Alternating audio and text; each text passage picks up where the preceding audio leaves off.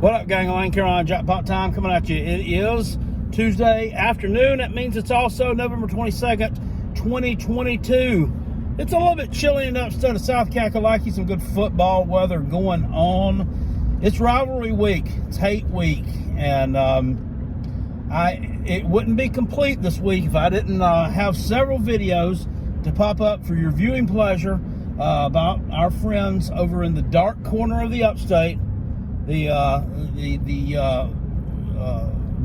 dump on the hump, the mistake by the lake, the whatever you want to call it. I wish we could build a wall around it or give it to Georgia or just break it off and let it float away somewhere.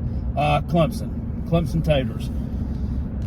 Coming up on Saturday afternoon at high noon. Got it in their place this year. Death Valley.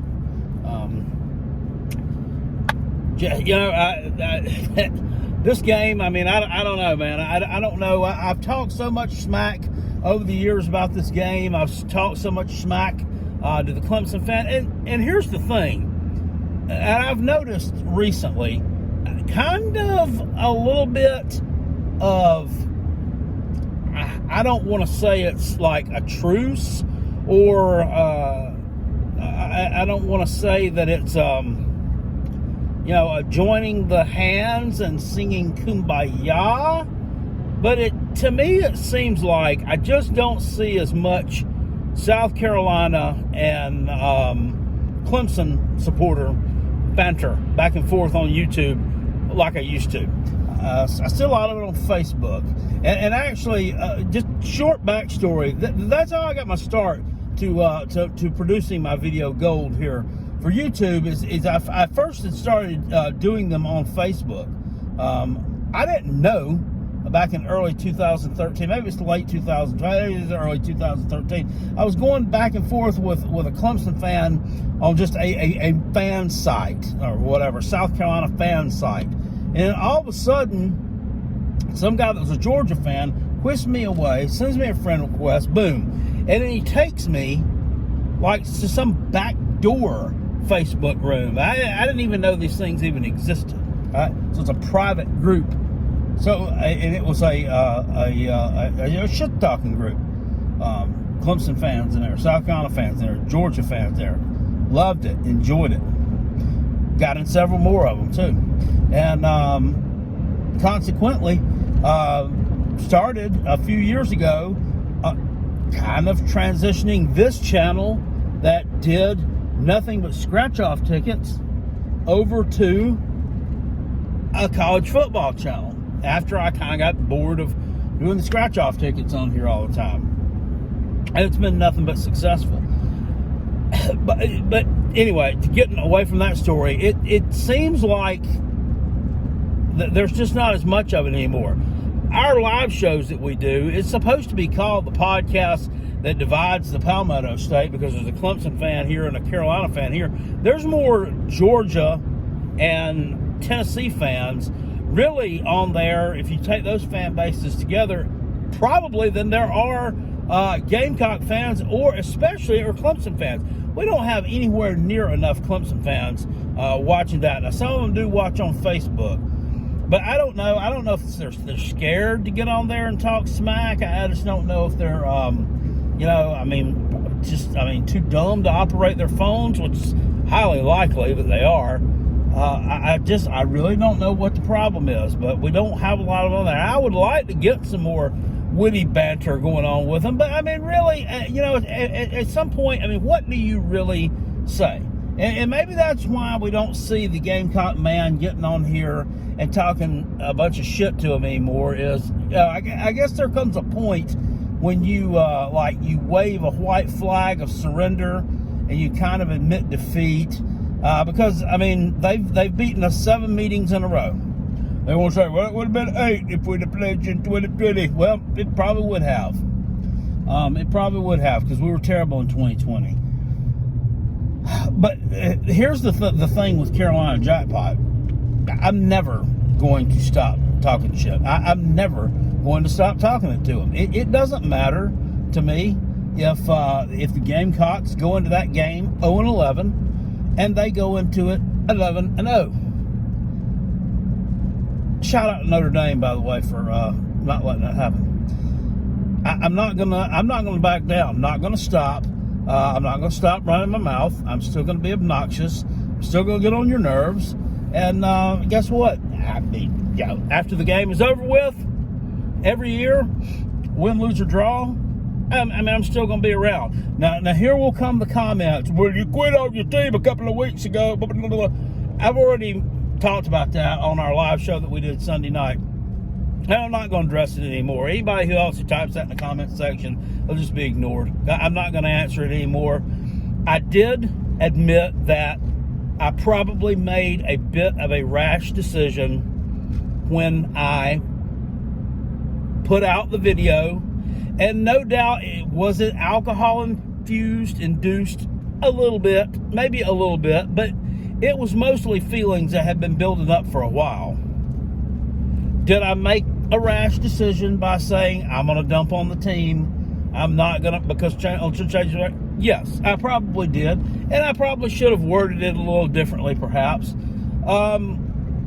However, I felt that Saturday night changes were made. I could tell that changes were made in the first quarter. I honestly did not believe Marcus Satterfield was calling the plays. I thought that either he had been let go or the play calling duties had been taken away from him. So, to me, those changes had been made. My demands had been met and satisfied, and so I was back. It's just as simple as that. So, I don't owe, like I said, I don't owe the YouTube comment section an explanation as to why I did what I did. Being a fan for over 40 years, I believe I've earned that right. And it's not like it happens, every other week. That is the first time Carolina Jackpot has ever taken it to that extreme on here, ever. And you have seen Carolina Jackpot at his worst. You've seen me at my worst. You've seen our team at its worst, and I've had ample opportunities when it would have made sense to do such a thing, and I haven't ever done it. So that's it. That's all the explanation that anyone's getting. That's all, as much of the apology as anybody's getting, and we're going to move on from that. But Carolina Jackpot will be here to talk smack to the Tater every year. And, I'm not going anywhere. So I really would like to see, obviously, some more competitiveness in this rivalry so that we can see, because it is a good rivalry. It is a good rivalry on the national horizon right now, in the realm of national rivalries that people talk about. It's not relevant, though. It's not relevant. People talk about Alabama and Auburn right now like it's relevant. That rivalry right now, this year, it is as irrelevant as they come. It's as irrelevant as they come. Ohio State, Michigan is probably the biggest rivalry this year because that is the rivalry game with the most at stake, right? It's the rivalry game with the most at stake. One would argue this year it has the most at stake that it's ever had. Last year's did as well, though. I guess last year's did as well. And Michigan came out on top in that one. This year, Ohio State probably going to return the favor at home. Not going to spoil all the picks against the spread and stuff that I plan on doing this week. But I would think that they're probably going to return that favor. South Carolina Clemson should be, I don't expect these two teams to be slugging it out for a playoff spot. Okay, number one, they're not in the same conference, and they're not going to be. Clemson doesn't. And here's the thing about Clemson. I want to get into talking here in just a second about why, what they do that just grind the fuck out of my gears, and why I can't stand their fan base. They're never going to be in the same conference together. Why? Because Clemson doesn't want any part of the SEC. They don't want any part of it. Okay? They don't want to be in that conference. Why would they be? Why would they want to be? Why? They would not make the playoffs. They wouldn't have a chance. maybe 1 out of every 5 years they'd have a chance to make it if they were in the SEC. I mean, other than that, no, they wouldn't. Here's what when we talked about Tennessee all week last week, and I stayed on Tennessee pretty hard. I've rode them pretty hard all season long, and to my amazement, surprise, and joy, find some joy. Hashtag Shane Beamer. I was able to run around and kind of say, I told you so. Just a little bit. Kind of able to run around and say, I told you so, just a little bit. After that one with Tennessee. So, with the fan base there, my thing with them is they're just dumb. I mean, they were really just dumb. And that's not to say there are some good Tennessee fans out there. So there are some good Tennessee fans that are pretty educated as far as college football goes, that have some pretty good takes on things. I'm not taking anything away from them. But the thing is that the ones you have in your fan base that are extremely dumb ruin it for everyone else. They kind of wallpaper over all the good ones. And that's unfortunate. That's really unfortunate. The same thing can be said for Clemson. A lot of times it seems like the fan bases, after the coach has been there for a while, it seems like your fan bases sometimes take on the personality of your head coach. Certainly your team takes on the personality of your head coach, but after a while, your fan base starts to take on the personality of the head coach. Like the Ohio State fan base, I always saw when Urban Meyer was there as kind of a stoic, square-jawed fan base that also like to put their hand in somebody's honey hole.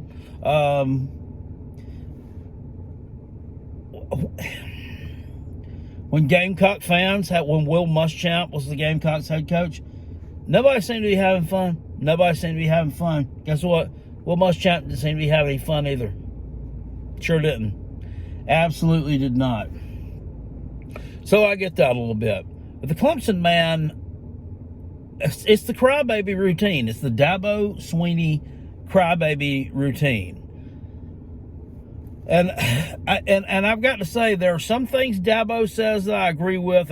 Some things he says, I don't need these right now. Some things he says I just don't agree with. I mean, some of it is just mindless drivel, and some of it he makes pretty good sense with. He was asked about Tennessee versus South Carolina earlier today. And it wasn't his press conference, it was last night. It was a radio show or something. And he said that, Tennessee had kind of thought that, it was over. It was all sewed up. He said the week that everybody else is playing their championship games, we're going to be sitting at home, flipping hamburgers, sitting down, having a bite to eat, a little cookout deal, just wondering if we're going to go to where we're to for the playoffs and blah, blah, blah. He said they forgot that they had to go out and play a game. Well, Tennessee, man, kind of got their butt raw about that. But, I mean, Dabo was right. So that was the good Dabo Swinney, giving props to. And he also credited South Carolina. Said they played a whale of a ball game. Had a whale of a game called, play calling wise. Spencer Rattler played a whale of a game. So that's the good Dabo part. Then you have the Dabo crybaby routine. The Dabo, it's a good thing we hadn't lost this week because they'd have dropped us 5 spots or 10 spots or whatever it is. And we just, dadgum, we don't have it. Or dadgum, my quarterback acted that like he come from the East Community College. I mean, it's just the dumb crybaby stuff that comes out of his mouth more often than not that makes people not respect him as a head coach as much as I feel like they really should. And you get that from a lot of the fans, too. You get that from a lot of the fans. You get it a lot over on Tater Radio. You hear it a lot on Tater Radio. They're constantly. They have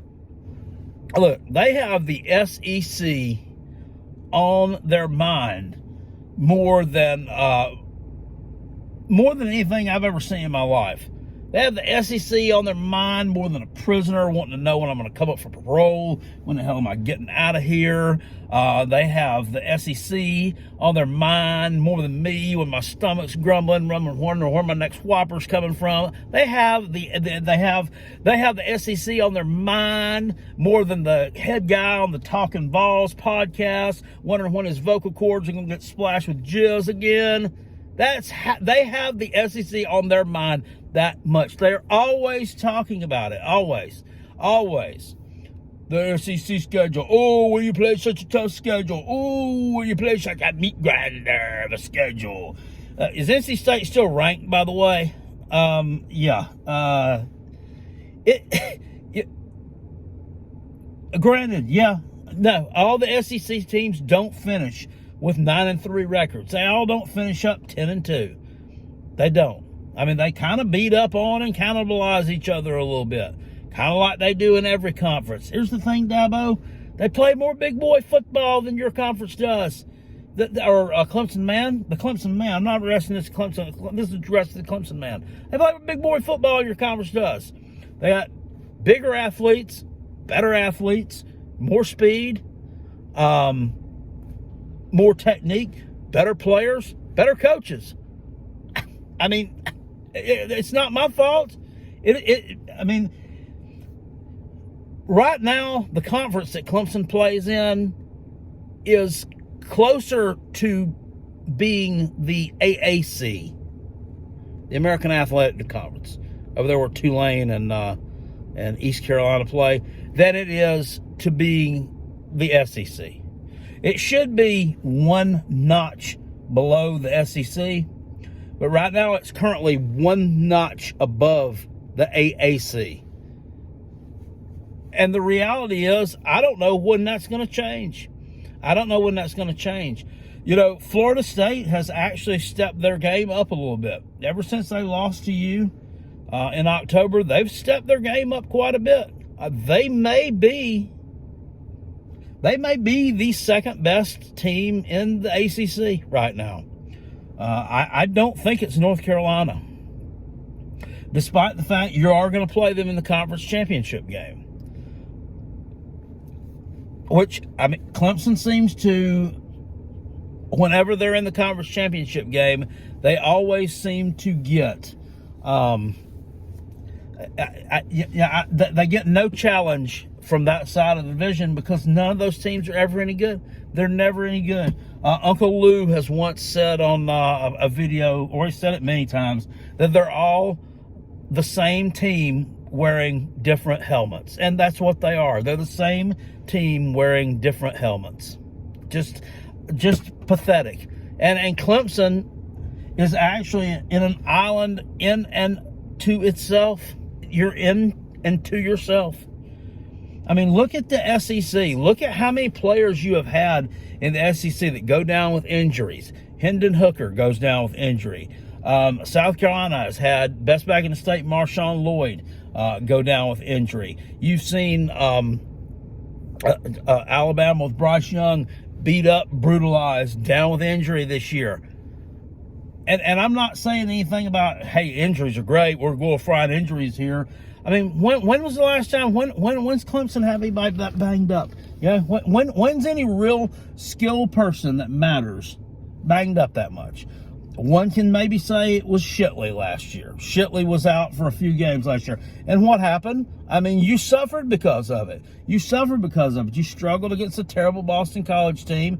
You struggled against a terrible Fruit. You lost. I don't know exactly what happened exactly during that stretch, but the point of the matter is he was out and you struggled. You don't face that adversity most years. You just don't, because they don't really play big boy football in that conference. They don't. And you can sit here and tell me, well, I mean, look at your record against the ACC the past 2 years. Yeah, that's right. It's because it's against you, right? And I'm not sitting here, I'm not trying to downplay Clemson. I'm not trying to shit talk Clemson in particular in this video. I'm sitting here throwing up valid points as to why you have such an easy path every year. It's every year. And what happened this year? What happens when you play a Notre Dame, a team that won't join the ACC for whatever money reasons? I don't know. Every time you play them, it seems like you seem to have trouble. It seems like they seem to not have a whole lot of trouble against the ACC teams that they played ever since they've been in this agreement with them. And you'll sit here and tell me, well, Carolina Jackpot would kick your ass in the COVID year, and yeah, you did. Okay, well, that's great. What happened this year? Well, it was cold up there, Carolina Jackpot. The wind was blowing 30 miles an hour coming off Lake Michigan. It was cold. Yeah, well, you know what? Well, it was cold for Notre Dame too, wasn't it? It was cold for Notre Dame as well.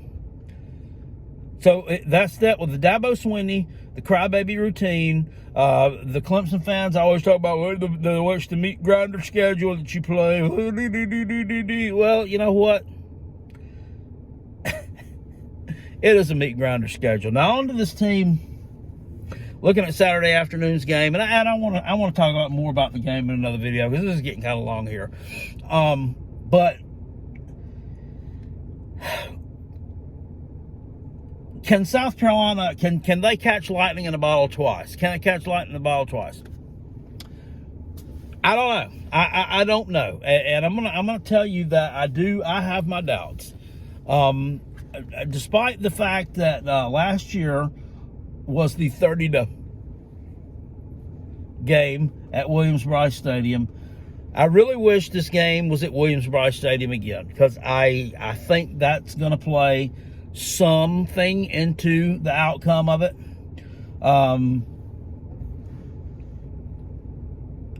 Winning at Clemson is very difficult. I mean, that is very obvious.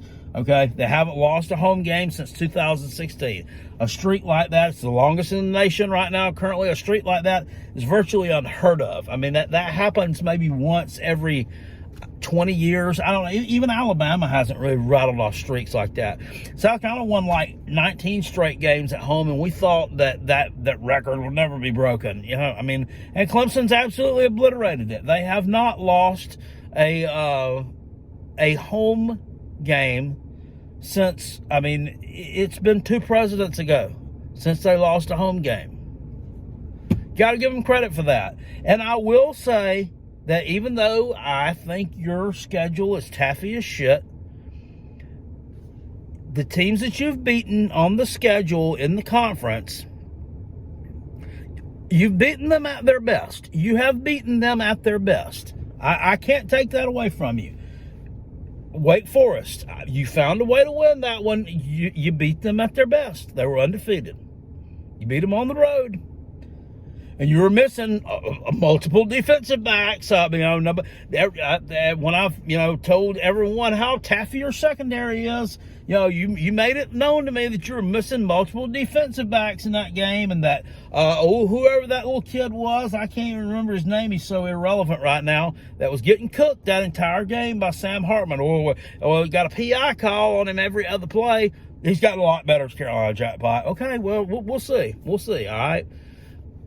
You got them, and you beat them at their best. NC State, undefeated, coming to Death Valley, top 10 matchup, beat them at their best. They're undefeated. The Fruit, undefeated, coming to Death Valley, got a big lead on you. Well, not big, not huge, 11 points. Came back and got them. You beat them at their best. You beat the Fruit at their best. Now, granted, most of these teams, well, all of those teams have regressed a lot. They've regressed a lot since you beat them, and I think it's been proven out that they probably weren't quite as good as it was thought to be that they were. I mean, that's not your fault. You beat them at their best, so we'll give you that. And once again, Florida State, I think, has solidified themselves. I think Florida State is definitely well on the way to being back. I think they're well on the way to being back, well ahead of schedule. So, hopefully there's someone over there that now can challenge you just a little bit. I mean, I think that for Louisville, for the Louisville man, it's been very unfortunate for them that you have been blessed. And I'm not glorifying injuries in any way, shape, or form. So Carolina Jackpot didn't do that. But you've been kind of dealt maybe a little bit of a good hand the past 2 years, because it seems like Malik Cunningham has had an injury at crunch time against you. Last year, we saw him trying to valiantly play with a blown-out wheel in the fourth quarter and was stopped about this short of beating you on the road. This year, it was not quite that dramatic. I mean, he goes out somewhere before halftime and it never returns. There's a backup quarterback in there that just couldn't get the job done in the second half. Miami and Boston College are both terrible teams. You did what you needed to do with two terrible teams. You blew them out. So I really can't do a whole lot to discredit this year's team other than to tell you that I still, regardless of what you tell me about who's improved and who's done this and who's done that, I think your secondary is taffy. I think the ukulele has gotten better. I don't think that the ukulele has quite the arsenal of weapons that he needs at wide receiver. I wouldn't disrespect number 0, Antonio Williams, in any way either. So, he's good. But, other than that, you really don't. This Randall kid that's a freshman, he's been kind of inconsistent, looks like. And forgive me once again, too, with the Taylor talk and spitting facts here. I'm spitting facts the best I can. I have not, unfortunately, been able to watch a whole lot of Taylor games this year. And I watch, most every Taylor game every year. Of course, you're going to sit here and tell me, well, we always knew Carolina Jackpot was a closet Clemson. No, it's not. You're not. It's not. It's our rivals. It's our rival. I'm going to watch your games. I'm going to see what you got. However, you have played your games a lot of the time at a parallel time to the Gamecocks. And so, I'm going to watch the Gamecocks. I've got 2 TVs. They're going to be on my primary TV, and they're what I'm watching. That's just the way it is. But I have caught several of the games. Anyway, this Randall guy looks like he's average as shit. Maybe he'll get better. So I think that South Carolina's biggest concern Saturday is they're going to have to be able to. South Carolina's going to have to be able to get ahead of Clemson. They're going to have to get Clemson into a play from behind mode. A play from behind mode. When Clemson gets in a play from behind mode, and you can get pressure on the ukulele. When you can get pressure on the ukulele fucks up. The ukulele is going to make mistakes when he's under pressure. That's just what he does. That's just what the ukulele does. I'm sure that the ukulele is a great guy, but he's the worst quarterback that you've had there since Cole Stout in 2014. And Cole Stout wasn't even a starting quarterback. Deshaun Watson was starting. Cole Stout only played when he was hurt. But he was terrible. He's the worst quarterback you've had there since then. Since then, you would have to go back. You have Taj Boyd was better than the ukulele. Obviously, Watson was better than the ukulele. Before Taj Boyd, you'd have to go. Kyle Parker was better than the ukulele. And, before that, I can't remember. What, Will Proctor? Okay. The ukulele was probably better than Will Proctor. You'd have to go back to about 2008 to find a starting quarterback who started consistently for Clemson that was worse than the ukulele. When this guy gets out there running the ball, he's not extremely fast. He is a big guy. So that's an issue. That's an issue for a depleted South Carolina secondary to have to try to take on.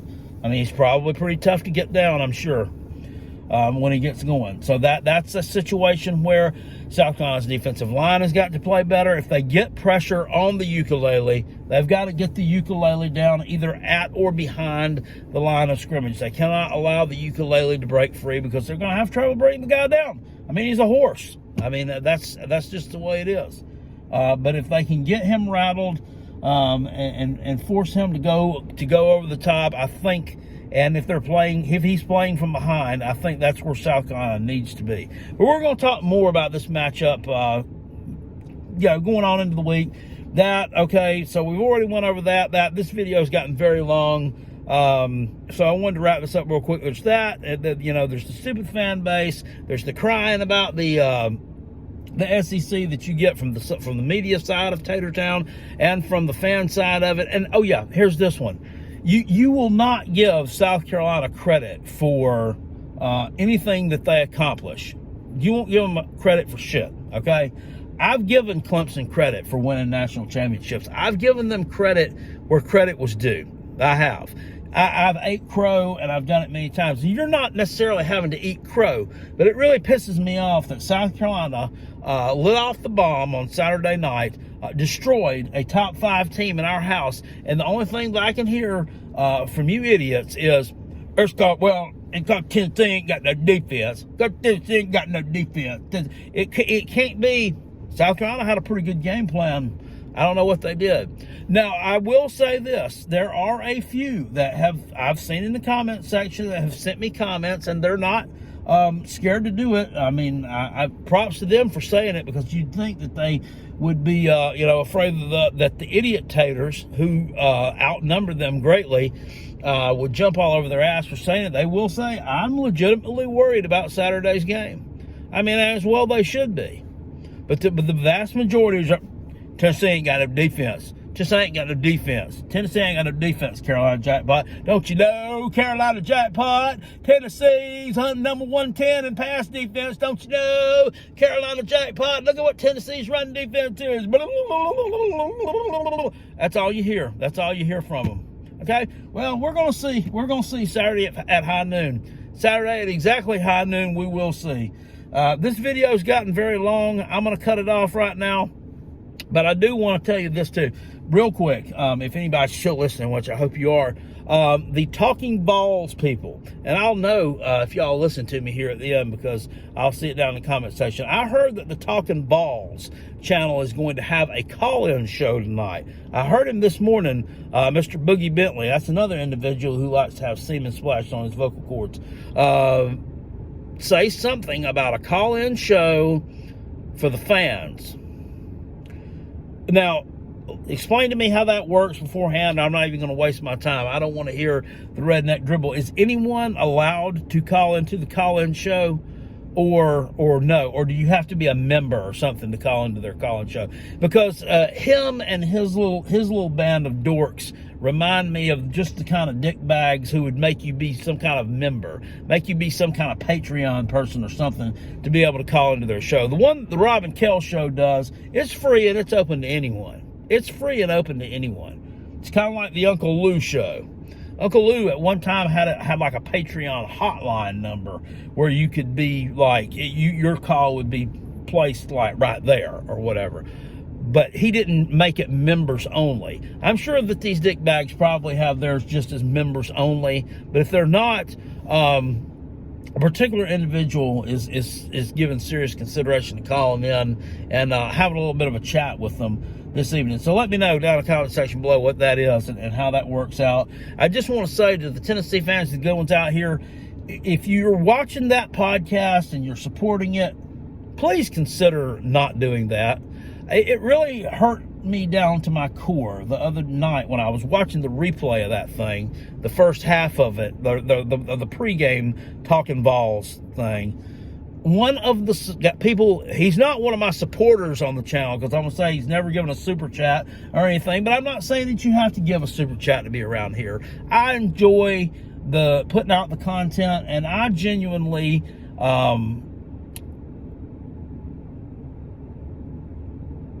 am grateful for. Sorry, I was having a moment there. I'm grateful for everyone who comments. I'm grateful for everyone who watches the Carolina Jackpot videos, because you don't have to. You don't have to watch them. But it hurt me to see that this individual, that's a Tennessee fan, don't say it's a Tennessee fan, but he gives them $100. Gives them $100 super chat. Why? Why on God's green earth would you drop a Benjamin on those losers? I don't get it. I don't get it. And if somebody dropped $100 super chat to me, I would probably just about croak. I really would. These idiots, they didn't even really acknowledge it. They didn't really say thank you. That's why nobody needs to listen to them. That's why you people need to stop calling into that podcast. And that's why I'm making it one of my personal things on my agenda to see that thing loses viewers and that they lose subscribers. And then hopefully one day it just goes away, because they're trash. They're trashy people. They're losers. They don't know college football. They whine. They can't take what they dish out, too. They can't take what they dish out. They told Carolina Jackpot to call in. Make sure you got enough balls to come back around at after the game, after we boat race y'all. Well, guess what? After we boat raced them, Carolina Jackpot showed up. The Carolina Jackpot got the band hammer, right real quick. And then Rockabilly 864, my alter ego. Guess what? Rockabilly got the band hammer too. And Rockabilly even gave him a damn $2 super chat. Hey, Talking Falls, your channel is over. Your channel is over. I'll see you guys later. I appreciate it. Peace. I'm out of here. Go Gamecocks. To hell with Clemson and to hell with Talking Balls. I'll see you guys later. Woo!